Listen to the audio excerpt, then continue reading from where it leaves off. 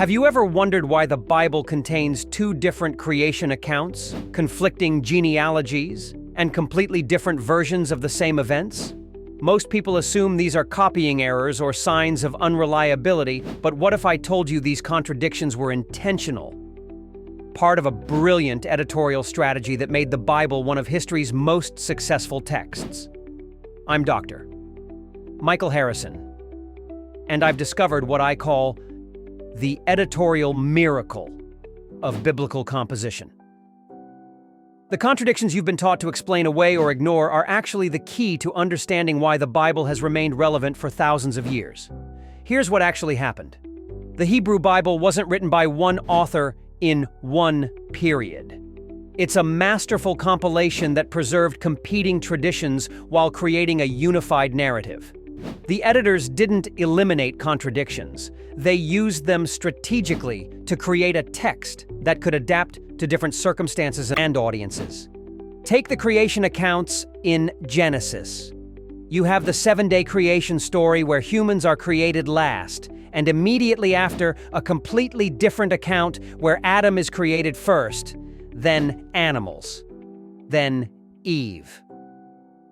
Traditional explanations try to harmonize these stories, but that misses the point. The editors preserved both because they served different purposes. The 7-day account emphasizes cosmic order and divine rest, perfect for establishing Sabbath observance and temple worship.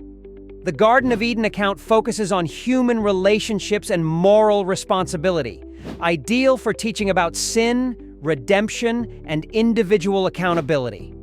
By preserving both, the editors created a text that could address multiple aspects of human experience. This pattern appears throughout the Bible.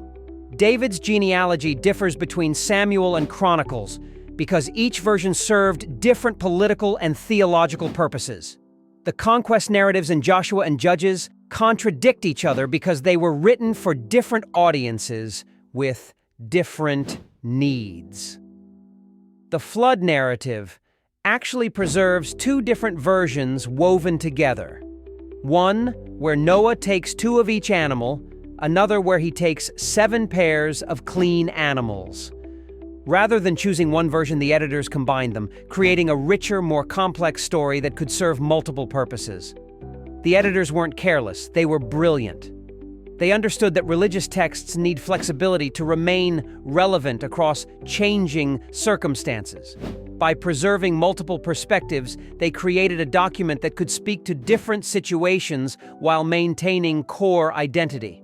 This explains why Yahweh appears as both warrior and peaceful father, why the same God demands animal sacrifice and declares it worthless, and why monotheistic passages coexist with clear acknowledgments of other deities. The biblical authors weren't creating consistent theology. They were preserving the full spectrum of their religious heritage. The archaeological evidence supports this interpretation. Household shrines, inscriptions, and material culture show that ancient Israelites practiced diverse forms of Yahweh worship. Some emphasized his warrior aspects, others his roles as father and provider. Some included divine partners like Asherah. Others insisted on exclusive devotion. The biblical editors preserved this diversity while crafting a narrative that could unite these different traditions. They created what we might call theological inclusivity, a text that could accommodate multiple approaches to faith while maintaining overall coherence. Consider how this editorial strategy enabled the Bible's remarkable adaptability. During times of war, communities could emphasize the warrior God passages.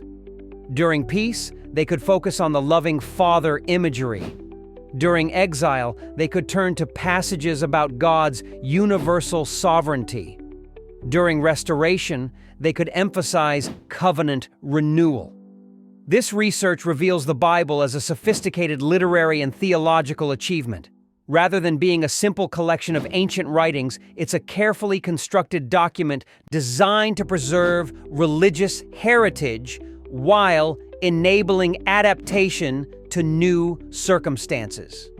The same adaptive capacity that enabled the Bible's success continues to help religious communities navigate new challenges while preserving ancient wisdom. Understanding this editorial process doesn't diminish the text's spiritual significance. It reveals how human creativity and divine inspiration can work together to create something truly remarkable. Modern religious communities continue to use this same principle, emphasizing different aspects of their traditions to address contemporary challenges while maintaining connections to ancient wisdom. The editorial miracle continues to operate today. Ready to discover how this editorial miracle worked and why it made the Bible so successful? The Warrior God reveals the complete strategy with detailed analysis. Get your copy today through the link in the description.